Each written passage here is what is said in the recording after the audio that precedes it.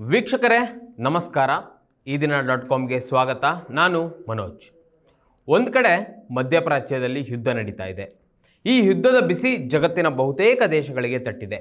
Iran ತನ್ನ ವಶದಲ್ಲಿರುವ ಹಾರ್ಮುಜ್ ಜಲಸಂಧಿ ಮುಚ್ಚಿದ್ರಿಂದ ಭಾರತಕ್ಕೆ ತೀವ್ರವಾದ ಹೊಡೆತ ಬಿದ್ದಿದೆ. ಇಸ್ರೇಲ್ ಇರಾನ್ ಯುದ್ಧ ಇನ್ನು ಎಷ್ಟು ದಿನ ಮುಂದುವರಿಯಬಹುದು ಎಂದು ಊಹಿಸಲು ಆಗ್ತಾ ಇಲ್ಲ. ಇಂತಹ ಸಂದರ್ಭದಲ್ಲಿ ಅಫ್ಘಾನಿಸ್ತಾನ ಮತ್ತು ಪಾಕಿಸ್ತಾನದ ನಡುವಣ ಯುದ್ಧದ ಕಾರ್ಮೋಡ ಈಗ ಹೆಚ್ಚಾಗ್ತಾ ಇದೆ.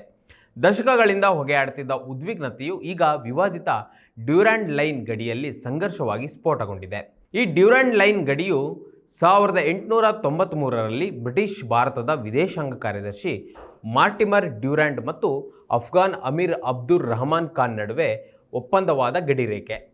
ಅಫ್ಘಾನಿಸ್ತಾನ ಮತ್ತು ಪಾಕಿಸ್ತಾನವನ್ನು ವಿಭಜಿಸುವ ರೇಖೆ ಇದು. ಆದರೆ ಅಫ್ಘಾನಿಸ್ತಾನ ಇದನ್ನು ಎಂದಿಗೂ ಪೂರ್ಣವಾಗಿ ಈ ಗಡಿ ರೇಖೆಯನ್ನು ಒಪ್ಕೊಂಡಿಲ್ಲ. ಒಂದು ಕಾಲದಲ್ಲಿ ಪರಸ್ಪರರ ವಿರುದ್ಧ ಗುಪ್ತತಂತ್ರಗಳನ್ನು ಬಳಸ್ತಿದ್ದ ಈ ಪ್ರದೇಶ ಈಗ ಉಭಯ ರಾಷ್ಟ್ರಗಳ ನಡುವಿನ ಹಗೆತನಕ್ಕೆ ಸಾಕ್ಷಿಯಾಗಿದೆ. ಫೆಬ್ರವರಿ 21ರಂದು ಪಾಕಿಸ್ತಾನವು ನಂಗರ್ಹಾರ್, ಪಕ್ತಿಯಾ ಹಾಗೂ ಕೋಸ್ಟ್ನಲ್ಲಿರುವ ಉಗ್ರರ ಅಡಗುದಾಣಗಳ ಮೇಲೆ ವೈಮಾನಿಕ ದಾಳಿಯನ್ನು ನಡೆಸಿತು. ತಾನು ತೆಹರಿಕ್ ಎ ತಾಲಿಬಾನ್ ಪಾಕಿಸ್ತಾನ ಅಂದರೆ TTP ಮತ್ತು ISIS-K ಗುಂಪುಗಳನ್ನು ಗುರಿಯಾಗಿಸಿಕೊಂಡಿರುವುದಾಗಿ ಹೇಳಿಕೊಂಡಿತ್ತು. ಇದಕ್ಕೆ ಪ್ರತಿಯಾಗಿ ಫೆಬ್ರವರಿ 26ರಂದು ಅಫ್ಘಾನ್ ಪಾಕಿಸ್ತಾನದ 6 ಪ್ರಾಂತ್ಯಗಳ ಮೇಲೆ ಭೂಸೇನಾ ದಾಳಿಯನ್ನು ನಡೆಸಿತು. ಇದಾದ ನಂತರ ಪಾಕಿಸ್ತಾನದ ರಕ್ಷಣಾ ಸಚಿವ ಖವಾಜಾ ಆಸಿಫ್ ಅವರು ನಮ್ಮ ತಾಳ್ಮೆಯ ಅಣೆಕಟ್ಟು ಒಡೆದಿದೆ ಎಂದು ಘೋಷಣೆ ಮಾಡಿದರು. ಆಪರೇಷನ್ ಫಜಲ್ ಅಲಿ ಹಕ್ ಮೂಲಕ ಕಾಬೂಲ್ ಮತ್ತು ಕಂದಹಾರ್ ಮೇಲೆ ದಾಳಿಗಳನ್ನು ತೀವ್ರಗೊಳಿಸಿದರು. ಈ ಸಂಘರ್ಷ 2021ರಲ್ಲಿ ಅಫ್ಘಾನ್ ತಾಲಿಬಾನ್ ಅಧಿಕಾರಕ್ಕೆ ಬಂದ ನಂತರ ಸಂಘರ್ಷ ತೀವ್ರಗೊಂಡು 2025ರ ಅಕ್ಟೋಬರ್ನಲ್ಲಿ ಗಡಿ ಚಕಮಕಿಯಾಗಿ ಪ್ರಾರಂಭವಾಯಿತು. ಅಂದರೆ ಈ ಯುದ್ಧ ಮೊದಲು ಆರಂಭವಾಗಿದ್ದು 9 ಅಕ್ಟೋಬರ್ 2025ರಂದು. ಪಾಕಿಸ್ತಾನವು ಆಪರೇಷನ್ ಖೈಬರ್ ಸ್ಟಾರ್ಮ್ ಎಂಬ ಹೆಸರಿನಲ್ಲಿ ಅಫ್ಘಾನಿಸ್ತಾನದ ಕಾಬೂಲ್ನಲ್ಲಿ TTP ನಾಯಕ ನೂರ್ ವಾಲಿ ಮೆಹಸೂದ್ನನ್ನು ಗುರಿಯಾಗಿಸಿ ವಾಯುದಾಳಿ ನಡೆಸಿತು. ಇದಕ್ಕೆ ಪ್ರತಿಯಾಗಿ ಅಫ್ಘಾನ್ ದಾಳಿಯನ್ನು ನಡೆಸಿ ಪಾಕಿಸ್ತಾನಿ ಸೈನಿಕರನ್ನು ಕೊಲ್ಲಲಾಯಿತು. ಮೊದಲಿನಿಂದಲೂ ಗಡಿ ವಿಚಾರಕ್ಕೆ ವೈರತ್ವ ಬೆಳೆಸಿಕೊಂಡಿದ್ದ ಈ ಎರಡೂ ರಾಷ್ಟ್ರಗಳು ಅಕ್ಟೋಬರ್ ತಿಂಗಳಿನಲ್ಲಿ 10 ದಿನಗಳ ಕಾಲ ಸಂಘರ್ಷವನ್ನು ನಡೆಸಿದವು. ಕತಾರ್ ಮತ್ತು ಟರ್ಕಿ ದೇಶಗಳು ಮಧ್ಯಸ್ಥಿಕೆಯನ್ನು ವಹಿಸಿ ಅಕ್ಟೋಬರ್ 19ರಂದು ಕದನ ವಿರಾಮವನ್ನು ಘೋಷಣೆ ಮಾಡಲಾಯಿತು. ಅದಾದ ನಂತರ ಫೆಬ್ರವರಿ 21 ಅಂದರೆ ಇದೇ ವರ್ಷ ಫೆಬ್ರವರಿ 21ರಂದು ಆರಂಭವಾದ ಪ್ರತಿದಾಳಿಗಳು ಇಂದಿಗೂ ಮುಗಿಯುವಂತೆ ಕಾಣ್ತಿಲ್ಲ. ಈಗಾಗಲೇ ಪಾಕಿಸ್ತಾನ ರಕ್ಷಣಾ ಸಚಿವರು ಮುಕ್ತ ಯುದ್ಧ ಅಂದರೆ ಓಪನ್ ವಾರ್ ಅಂತ ಘೋಷಣೆ ಮಾಡಿದ್ದಾರೆ.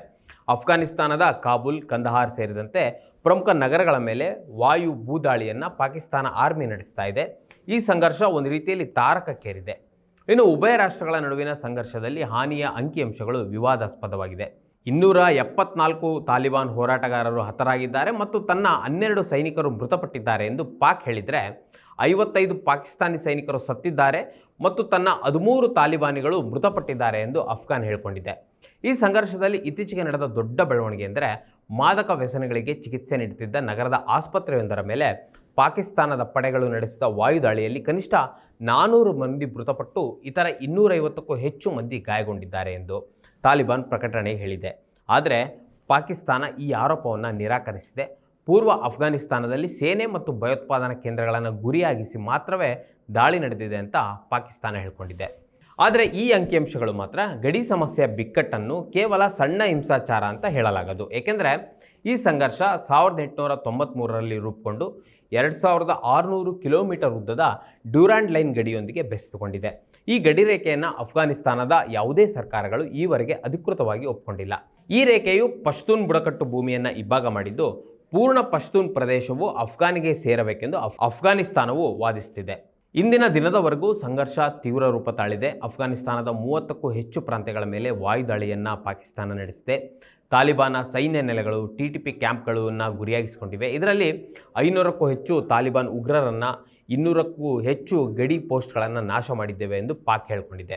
ಇನ್ನು ಅಫ್ಘಾನ್ ತಾಲಿಬಾನ್ ಪ್ರತಿದಾಳಿಯನ್ನು ನಡೆಸಿ ಡ್ರೋನ್ಗಳು, ಆರ್ಟಿಲರಿ ಮತ್ತು ಗಡಿ ದಾಳಿಗಳ ಮೂಲಕ ಪ್ರತಿಕ್ರಿಯೆಯನ್ನು ನೀಡಿದೆ. ಅವರು 100ಕ್ಕೂ ಹೆಚ್ಚು ಪಾಕಿಸ್ತಾನಿ ಸೈನಿಕರನ್ನು ಹತ್ಯೆ ಮಾಡಲಾಗಿದೆ ಹಾಗೂ ಹಲವು ಪೋಸ್ಟ್ಗಳನ್ನು ವಶಪಡಿಸಿಕೊಳ್ಳಲಾಗಿದೆ ಎಂದು ಅಫ್ಘಾನ್ ತಾಲಿಬಾನ್ ಹೇಳಿದೆ. ಎರಡೂ ಕಡೆಯೂ ಸೈನಿಕರ ಸಾವುಗಳ ಜೊತೆಗೆ ನಾಗರಿಕರು ಸಹ ಬಲಿಯಾಗಿದ್ದಾರೆ.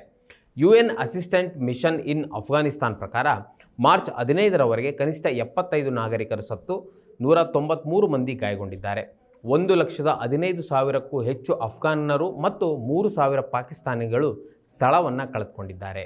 ಈ ಸಂಘರ್ಷಕ್ಕಾಗಿ ಚೀನಾ ಮಧ್ಯಸ್ಥಿಕೆಗೆ ಮುಂದಾಗಿದೆ. UN ಮತ್ತು ಕತಾರ್, ಟರ್ಕಿ ಮಧ್ಯಸ್ಥಿಕೆಯಲ್ಲಿ ಶಾಂತಿ ಮಾತುಕತೆಗಳು ನಡೆಯುತ್ತಿವೆ. ಆದರೆ ಇದುವರೆಗೂ ಸಹ ಯಾವುದೇ ಮಾತುಕತೆಗಳು ಯಶಸ್ಸು ಕಂಡಿಲ್ಲ. ತಾನೇ ಹುಟ್ಟುಹಾಕಿದ ತಾಲಿಬಾನ್ ಜೊತೆ ಸಂಘರ್ಷ. ಅಫ್ಘಾನ್ನಲ್ಲಿ ಮೂಲಭೂತವಾದಿ ಸರ್ವಾಧಿಕಾರಿ ಆಡಳಿತ ನಡೆಸುತ್ತಿರುವ ತಾಲಿಬಾನನ್ನು ಬೆಳೆಸಿದ್ದು ಪಾಕಿಸ್ತಾನ ಎಂಬುದು ಸುಳ್ಳಲ್ಲ. 1990ರ ದಶಕದಲ್ಲಿ ಪಾಕಿಸ್ತಾನದ ISI ಗುಪ್ತಚಾರ ಸಂಸ್ಥೆಯು ತಾಲಿಬಾನ್ ರಚನೆಗೆ ನೇರವಾಗಿ ಸಹಾಯ ಮಾಡಿತ್ತು. ಅಫ್ಘಾನ್ನಲ್ಲಿ 1996ರಿಂದ 2001ರವರೆಗೆ ತಾಲಿಬಾನ್ ಅಧಿಕಾರದಲ್ಲಿದ್ದಾಗ ಅವರ ಆಡಳಿತವನ್ನು ಗುರುತಿಸಿದ ಮತ್ತು ಸಹಕಾರ ನೀಡಿದ 3 ರಾಷ್ಟ್ರಗಳಲ್ಲಿ ಪಾಕಿಸ್ತಾನವೂ ಒಂದು. ಇನ್ನು 2 ರಾಷ್ಟ್ರಗಳು ಸೌದಿ ಅರೇಬಿಯಾ ಮತ್ತು UAE. ಆ ಸಮಯದಲ್ಲಿ ಪಾಕ್ ಸರ್ಕಾರವನ್ನು ಸ್ಟ್ರಾಟಜಿಕ್ ಡೆಪ್ತ್ ಅಂದರೆ ತಂತ್ರಗಾರಿಕೆ ಅಂತ ಕರೆಯಲಾಗಿತ್ತು. ಭಾರತದ ವಿರುದ್ಧ ಅಫ್ಘಾನಿಸ್ತಾನದಲ್ಲಿ ಬೆಂಬಲಿತ ಶಕ್ತಿಯನ್ನು ಹೊಂದುವುದು ಪಾಕ್ನ ಉದ್ದೇಶವೆಂದು ಆ ಸಂದರ್ಭದಲ್ಲಿ ಹೇಳಲಾಗಿತ್ತು. 2001ರಲ್ಲಿ ಅಮೆರಿಕ ನೇತೃತ್ವದ ವಾರ್ ಆನ್ ಟೆರರ್ ಗುಂಪಿಗೆ ಪಾಕಿಸ್ತಾನವು ಸೇರಿಕೊಂಡರೂ ತಾಲಿಬಾನ್ಗೆ ಪಾಕ್ ಗುಪ್ತವಾಗಿ ಆಶ್ರಯ ಬೆಂಬಲ ನೀಡುತ್ತಿತ್ತು. ತಾಲಿಬಾನ್ ತಮ್ಮ ನಾಯಕರನ್ನು ಪಾಕಿಸ್ತಾನದಲ್ಲಿ ಮರೆಯಾಗಿಟ್ಟುಕೊಂಡು ಕಾರ್ಯಾಚರಣೆ ನಡೆಸುತ್ತಿದ್ದರು ಎಂಬ ಆರೋಪಗಳು ಸಹ ಇದ್ವು.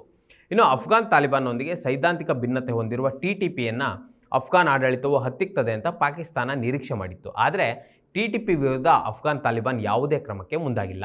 ಬದಲಾಗಿ TTPಯೇ ಪಾಕಿಸ್ತಾನದ ಮೇಲೆ ತನ್ನ ದಾಳಿಯನ್ನು ತೀವ್ರಗೊಳಿಸಿದೆ. ಪರಿಣಾಮ 2025ರಲ್ಲಿ 2400ಕ್ಕೂ ಹೆಚ್ಚು ಪಾಕಿಸ್ತಾನಿ ಭದ್ರತಾ ಸಿಬ್ಬಂದಿ ಹತರಾಗಿದ್ದಾರೆ. ಇದು ಕಳೆದ ದಶಕದಲ್ಲೇ ಸಂಭವಿಸಿದ ಗರಿಷ್ಠ ಸಾವು ನೋವು ಇದಾಗಿದೆ.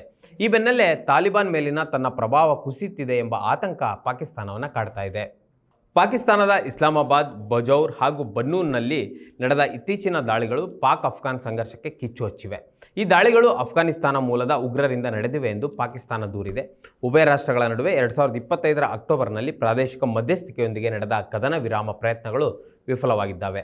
TTP ವಿರುದ್ಧ ಕ್ರಮ ಕೈಗೊಳ್ಳಲು ತಾಲಿಬಾನ್ ಹಿಂಜರಿತಿರುವುದಕ್ಕೆ ಪಶ್ತೂನ್ ಒಗ್ಗಟ್ಟು ಕುಸಿಯಬಹುದು ಮತ್ತು ತಮ್ಮವರು ISISಗೆ ಸೇರಬಹುದು ಎಂಬ ಭಯವೇ ಕಾರಣವಾಗಿದೆ. ಭೌಗೋಳಿಕ ರಾಜಕಾರಣ.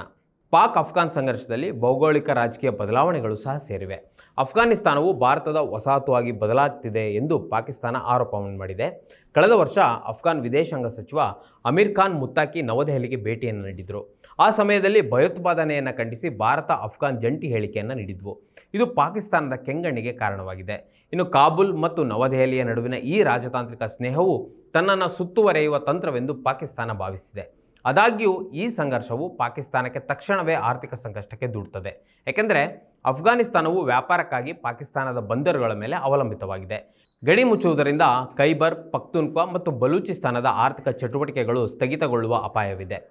TAPI ಗ್ಯಾಸ್ ಪೈಪ್ಲೈನ್ನಂತಹ ಬೃಹತ್ ಯೋಜನೆಗಳು ಅನಿಶ್ಚಿತತೆಗೆ ಸಿಲುಕಿವೆ. ಚೀನಾದ ಹೂಡಿಕೆಗಳು ವಿಶೇಷವಾಗಿ CPEC ಭದ್ರತಾ ನೀತಿಗಳನ್ನು ಎದುರಿಸುವ ಸಾಧ್ಯತೆಗಳಿವೆ. ಜೊತೆಗೆ ನಾಗರಿಕ ಸಾವು ನೋವು ಮತ್ತು ನಿರಾಶ್ರಿತರ ಸಮಸ್ಯೆ ಅಫ್ಘಾನಿಸ್ತಾನದ ಸಾಮಾಜಿಕ ಆರ್ಥಿಕ ಬಿಕ್ಕಟ್ಟನ್ನು ಮತ್ತಷ್ಟು ಉಲ್ಬಣಗೊಳಿಸುತ್ತದೆ. ದೀರ್ಘಕಾಲದ ಅಸ್ಥಿರತೆಯು ಬಲೂಚಿ ಪ್ರತ್ಯೇಕವಾದಿಗಳಿಗೆ ಮತ್ತು ISISಗೆ ಗುಂಪಿಗೆ ಬಲ ತುಂಬುವ ಸಾಧ್ಯತೆಗಳೂ ಇವೆ. ಆದರೂ ಉಭಯ ರಾಷ್ಟ್ರಗಳ ನಡುವೆ ಪೂರ್ಣ ಪ್ರಮಾಣದ ಯುದ್ಧದ ಸಾಧ್ಯತೆ ಕಡಿಮೆ ಇದೆ ಎಂದೇ ಹೇಳಲಾಗ್ತಿದೆ. ಏಕೆಂದರೆ ಅಫ್ಘಾನಿಸ್ತಾನಕ್ಕೆ ವಾಯುಪಡೆಯ ಬಲವಿಲ್ಲ ಮತ್ತು ಪಾಕಿಸ್ತಾನವು ಎರಡೂ ಕಡೆಗಳಲ್ಲಿ ಅಂದರೆ ಭಾರತ ಮತ್ತು ಅಫ್ಘಾನ್ ಸಂಘರ್ಷವನ್ನು ಎದುರಿಸುವಷ್ಟು ಆರ್ಥಿಕ ಸ್ಥಿತಿಯಲ್ಲಿಲ್ಲ. ಪಾಕಿಸ್ತಾನವು ತನ್ನ ಪಶ್ಚಿಮ ಗಡಿಯಲ್ಲಿ ಶಾಂತಿ ಬಯಸಿದರೆ ಅದು ತನ್ನ ದೃಷ್ಟಿಕೋನವನ್ನು ಸಂಪೂರ್ಣವಾಗಿ ಬದಲಿಸಿಕೊಳ್ಬೇಕು. ಉಗ್ರಗಾಮಿಗಳನ್ನು ಬಳಸಿಕೊಳ್ಳುವ ತಂತ್ರವನ್ನು ಕೈಬಿಟ್ಟು ಕಾಬೂಲ್ನೊಂದಿಗೆ ರಾಜಕೀಯ ಮಾತುಕತೆಯನ್ನು ನಡೆಸಬೇಕು. ತನ್ನದೇ ದೇಶದ ಒಳಗಿರುವ ಮೂಲಭೂತವಾದದ ಬೇರುಗಳನ್ನು ಕಿತ್ತೊಗೆಯಬೇಕು. ಮುಖ್ಯವಾಗಿ ಪಾಕಿಸ್ತಾನವು ಆತ್ಮಾವಲೋಕನ ಮಾಡಿಕೊಳ್ಳದ ಹೊರತು ತಾನೇ ಸೃಷ್ಟಿಸಿಕೊಂಡ ಈ ಅಸುರಕ್ಷತೆಯ ಚಕ್ರದಿಂದ ಹೊರಬರಲು ಸಾಧ್ಯವಿಲ್ಲ ಎಂದು ಅನೇಕ ರಾಜಕೀಯ ವಿಶ್ಲೇಷಕರು ಅಭಿಪ್ರಾಯಪಟ್ಟಿದ್ದಾರೆ. ಚೀನಾ ಮತ್ತು UN ಮಧ್ಯಸ್ಥಿಕೆಯಲ್ಲಿ ಶಾಂತಿ ಮಾತುಕತೆಗಳು ನಡೆಯುತ್ತಿವೆ. ಆದರೆ TTP ಸಮಸ್ಯೆ ಪರಿಹಾರವಾಗದಿದ್ದರೆ ಸಂಘರ್ಷ ಮುಂದುವರಿಯುವ ಸಾಧ್ಯತೆ ಹೆಚ್ಚಿದೆ. ಇದು ಪ್ರಾದೇಶಿಕ ಶಾಂತಿ, ಆರ್ಥಿಕ ಮತ್ತು ಮಾನವೀಯ ಸಂಕಷ್ಟಕ್ಕೆ ದೊಡ್ಡ ಬೆದರಿಕೆಯಾಗಿದೆ. ಈ ಸಂಘರ್ಷವು ಎರಡೂ ದೇಶಗಳ ನಡುವಿನ ಐತಿಹಾಸಿಕ ವಿಶ್ವಾಸದ ಕೊರತೆಯನ್ನು ಬಯಲು ಮಾಡಿದೆ. ಇಂತಹ ಸಂದರ್ಭದಲ್ಲಿ ಜಾಗತಿಕ ಸಮುದಾಯ ತ್ವರಿತ ಹಸ್ತಕ್ಷೇಪ ಮಾಡಬೇಕು. ಈ ಸಂಘರ್ಷವು ದಕ್ಷಿಣ ಏಷ್ಯಾದ ಭದ್ರತೆಗೆ ದೊಡ್ಡ ಪ್ರಶ್ನೆಯಾಗಿ ಪರಿಣಮಿಸಿದೆ. ಮತ್ತಷ್ಟು ವಿಶೇಷ ವಿಡಿಯೋಗಳನ್ನು ನೋಡಲು ಮತ್ತು ಹೊಸ ವಿಡಿಯೋಗಳ ಬಗ್ಗೆ ತಿಳಿಯಲು EDina.com ಯೂಟ್ಯೂಬ್ ಚಾನೆಲ್ ಸಬ್ಸ್ಕ್ರೈಬ್ ಮಾಡಿ ಮತ್ತು ಬೆಲ್ ಐಕಾನ್ ಕ್ಲಿಕ್ ಮಾಡಿ.